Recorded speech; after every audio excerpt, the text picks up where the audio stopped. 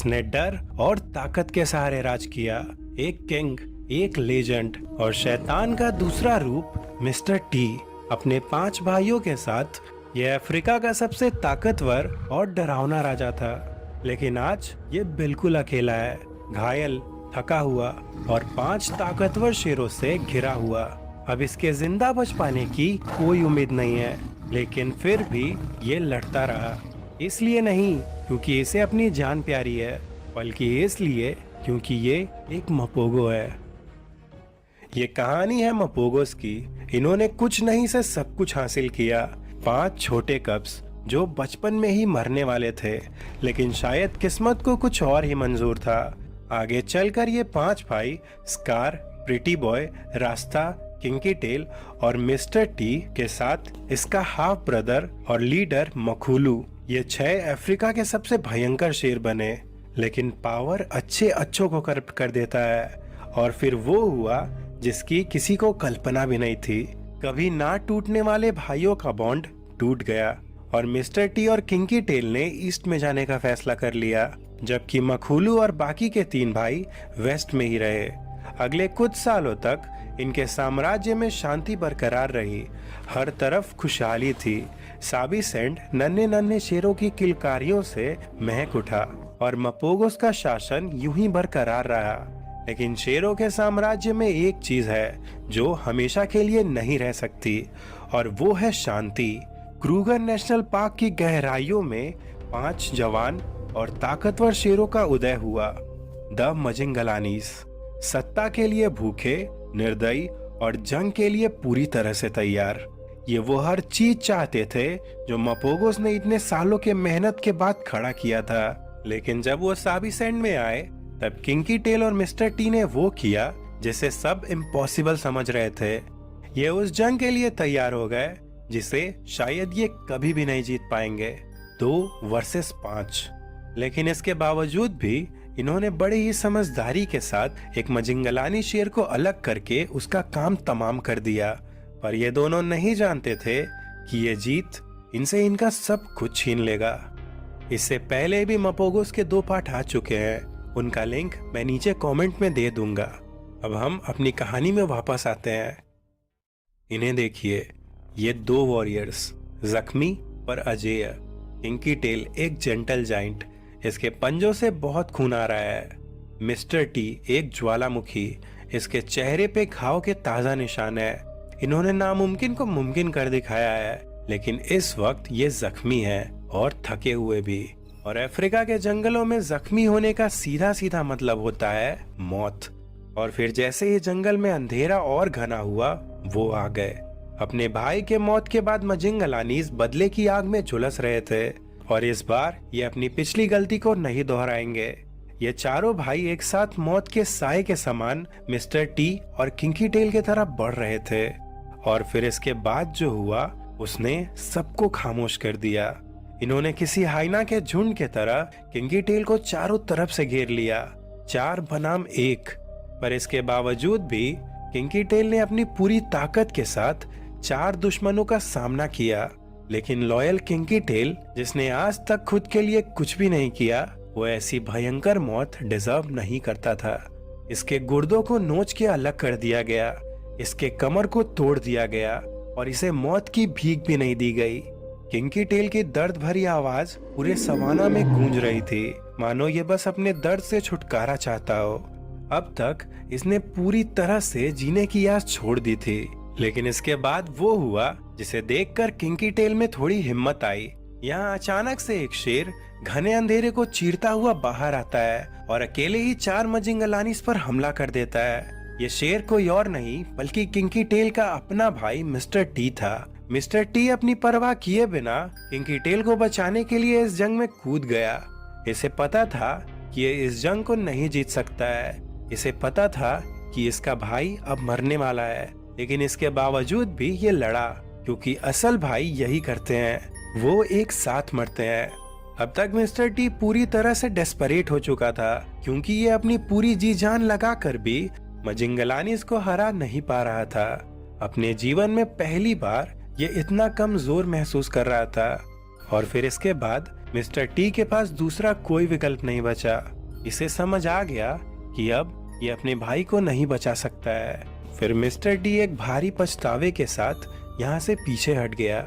इसके हर बढ़ते कदम इसे गिल्ट और फ्रस्ट्रेशन के एक बढ़ते पहाड़ के नीचे दबाते जा रहे थे, क्योंकि ये जानता था कि ये अपने भाई से फिर कभी भी नहीं मिल पाएगा। किंकी टेल के लिए भी अब यह युद्ध खत्म हो चुका था।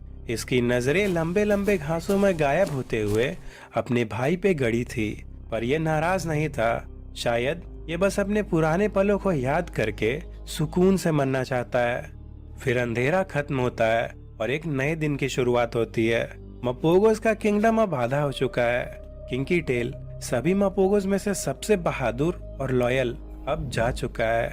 एक वक्त पर जिस शेर के नाम से पूरा साबी सैंड थर थर कांपता था, आज उसी की मौत का सब दावत उड़ा रहे हैं। और एक सियार को तो उस मैजेस्टिक जीव के घने आयालों वाले सर को ले जाते हुए भी देखा गया। पर जंगल किसी के आने से ना तो खुश होता है और ना ही किसी के जाने का शोक मनाता है। ये सब तो जंगल के खेल हैं और यहाँ सब कुछ पहले जैसा ही था।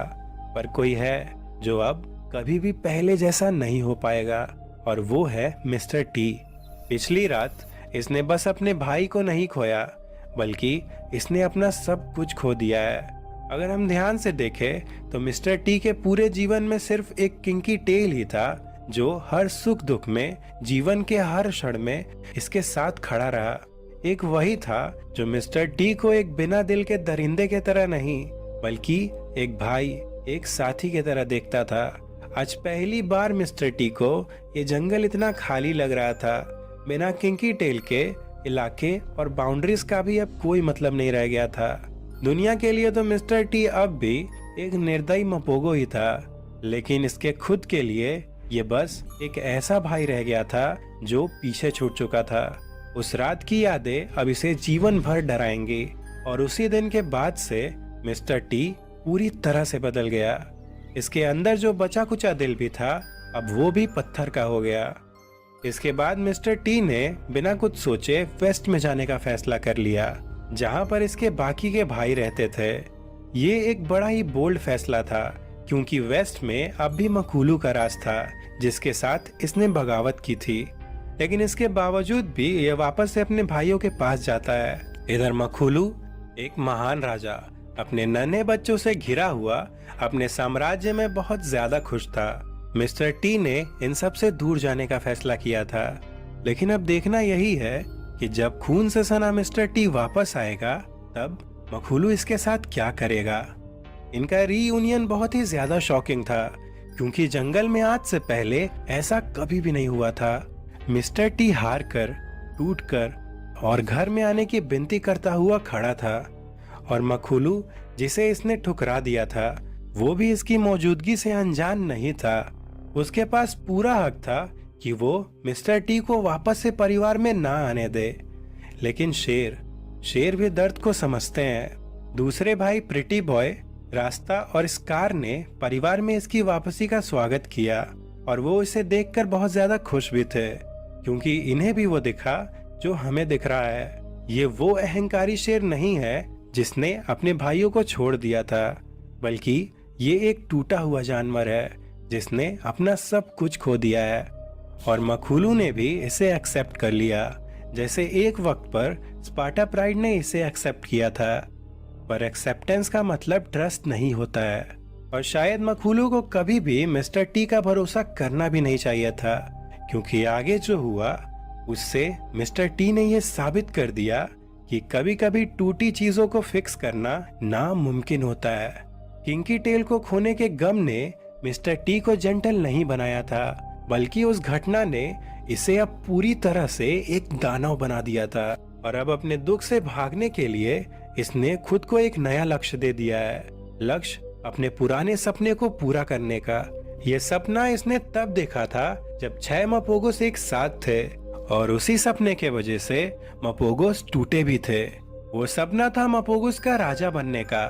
ये बच्चे जो इसके सामने हैं, वो इसके बच्चे नहीं हैं, और मिस्टर टी इन्हें अपने रास्ते के बीच के कांटे की तरह देख रहा है। फिर इसके बाद जो हुआ वो मपोगोस के इतिहास का सबसे काला अध्याय था।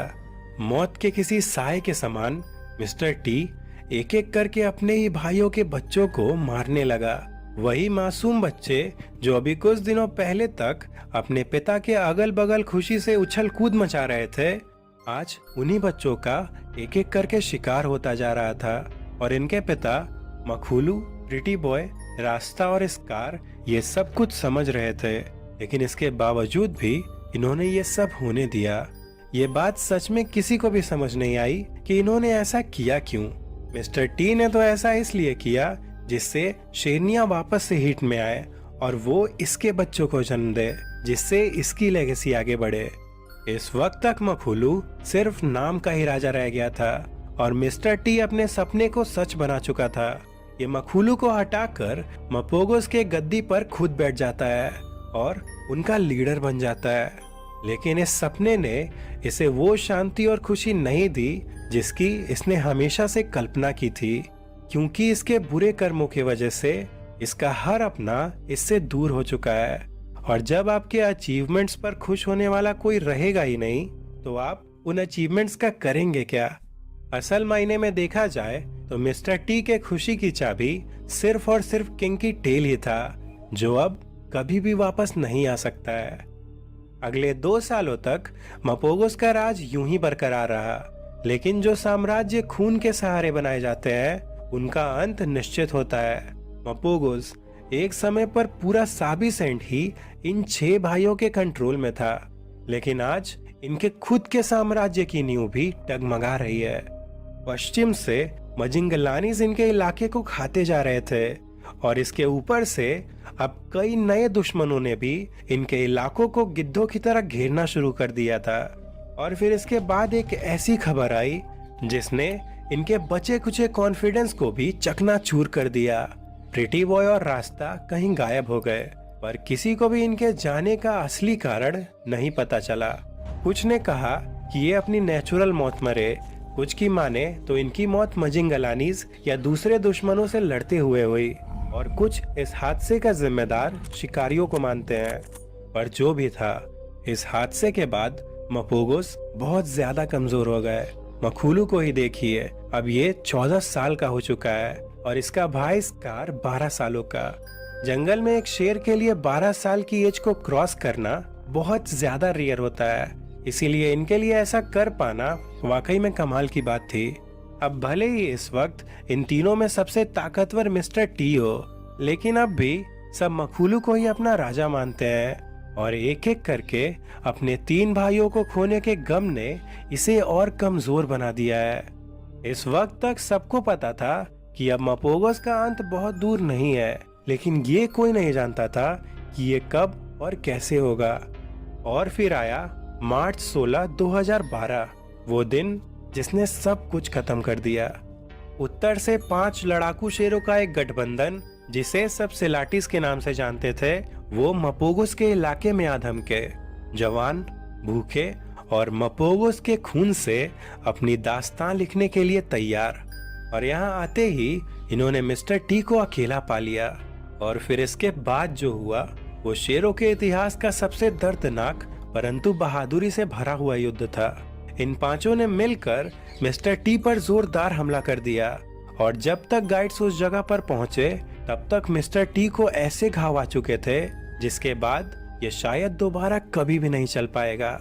ये शेर जो एक टूटा मगर बहुत ही ज्यादा वायलेंट शेर है, जिसने अपनी पूरी जिंदगी डर के साए में राज किया, उसका अंत भी उतना ही दर्दनाक होने वाला था। सिलाटिस इसे जिस तरह से तड़पा तड़पा के मार रहे थे, वैसा इससे पहले किसी ने भी नहीं सुना था। पहले तो ये सब एक साथ मिलकर पूरी ताकत के साथ मिस्टर टी पर कई जोरदार हमला करते और फिर उसे ऐसे ही जख्मी छोड़कर पीछे हट जाते और मिस्टर टी के दर्द का आनंद लेते। और फिर जैसे ही मिस्टर टी थोड़ा आराम करने की कोशिश करता, ये वापस से उठते और एक साथ मिलकर मिस्टर टी पर एक जोरदार हमला कर देते, मानो ये मिस्टर टी को शेरों के इतिहास का सबसे दर्दनाक मौत देना चाहते थे। पर इतने भयंकर हमले के बाद भी मिस्टर टी हार नहीं मानता है। ये इस हालत में भी अकेला सिलाटिस से लड़ता रहा, 5 बनाम 1। ये युद्ध बहुत ही ज्यादा खतरनाक था और मिस्टर टी की आंखों में डर या दर्द का कोई नामो निशान तक नहीं था। शायद अभी मिस्टर टी को वो सब महसूस हो रहा है जो उस रात इसके भाई किंग की टेल को हुआ था। और शायद इसकी आंखों में डर इसलिए भी नहीं है क्योंकि इसे लगता है कि शायद अब ये वापस से अपने भाई से मिल पाएगा। मिस्टर टी के आखिर के पलों में ये बिल्कुल अकेला था। इसका भाई किंग की टेल पहले ही जा चुका था और इसके दो भाई मखूलू और स्कार कहीं भी नजर नहीं आ रहे थे। लेकिन इन सब के बावजूद भी इसने अपने आखिरी दम तक युद्ध किया। शायद मिस्टर टी जैसा एक लेजेंडरी शेर एक ऐसे ही वॉरियर की मौत डिजर्व करता था जहां ये अपनी आखिरी धड़कन तक हार नहीं मानता है। और इसके साथ ही एक ज्वालामुखी हमेशा हमेशा के लिए शांत हो गया। मिस्टर टी के मौत के बाद मखूलू और स्कार दो लास्ट मपोगोस रह गए थे और इन्हें यह पता चल गया था कि अब इनका वक्त खत्म हो चुका है और इसीलिए ये अपने उस साम्राज्य को हमेशा हमेशा के लिए अलविदा कह गए जिसे खड़ा करने के लिए इन्होंने अपना पूरा जीवन समर्पित कर दिया था।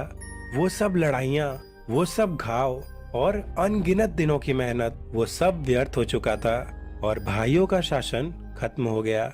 लेकिन असल में तो इनकी मौत हो ही नहीं सकती है। इनके द्वारा खड़ा किए गए साम्राज्य के बहुत अंदर 3 शेरनियां इनके ब्लड लाइन को आगे बढ़ाएंगी। मपोगोस की 3 बेटियां जिन्हें मिस्टर टी भी नहीं मार पाया था, वो अपने पिता की लेगेसी को आगे बढ़ाएंगी। अगर आपको उनकी कहानी देखनी है तो कमेंट में जरूर बताइएगा। मपोगोस की कहानी बहुत ही भयावह है पर सुंदर भी। ये पावर के साथ आने वाले करप्शन की कहानी थी। ये प्यार और प्यार को खो देने की कहानी थी। ये उन भाइयों की कहानी थी जो एक दूसरे के लिए मर सकते हैं और ये उन भाइयों की कहानी भी है जो अपने बदले के लिए दूसरों को मार भी सकते हैं। इन्होंने हमें दिखाया कि दुनिया की सबसे कीमती चीज है लॉयल्टी और इन्होंने ये भी दिखाया कि ये कितनी तेजी से तबाह हो सकती है। इन्होंने एक दूसरे को प्यार किया, एक दूसरे को धोखा भी दिया और ये एक दूसरे के लिए मरे भी।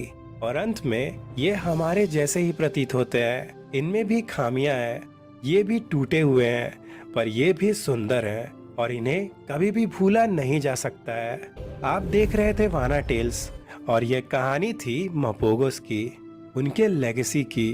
और कहीं ना कहीं अफ्रीका के सवाना में जो हवा बहती है उसमें मपोगोस की दहाड़ को आज भी सुना जा सकता है। मपोगोस के पार्ट 2 को देखने के लिए इस वीडियो पर क्लिक करिए और कमेंट में ये ज़रूर बताइए कि आप अगली वीडियो किस पर देखना चाहते हैं।